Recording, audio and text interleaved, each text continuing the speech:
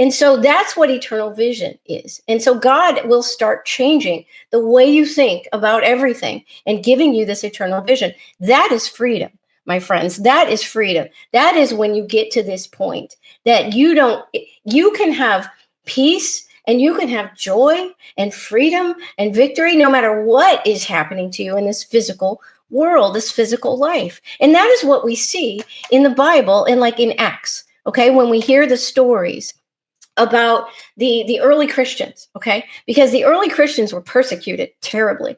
So they were imprisoned. They were taken out of their homes and put in prison. They were tortured. A lot of them were martyred, okay? And yet we see over and over again how even in these horrible situations, they're being tortured. And yet they still can have this peace and this joy, and they can be praising Jesus. Do you have faith like that? I don't have faith like that. Not yet. Not now.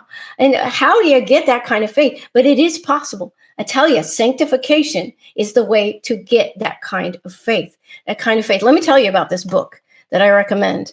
It's called Fox's Book of Martyrs. Okay, so this is an old book. But it's still in print. So you can get this book on Amazon.com. Fox's Book of Martyrs. It is a really, really good book to read. It will change your life. It will. It's hard to read. It's not easy, not an easy thing to know about. But here's what it is. It's a history of going all the way back to the apostles, the disciples of Jesus. And I think it goes all the way up to the early 20th century.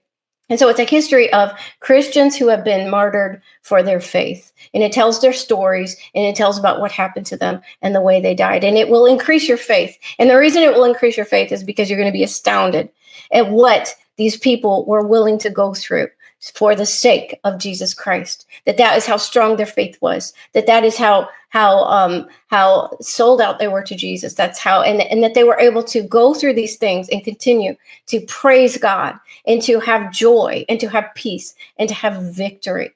So it's just amazing.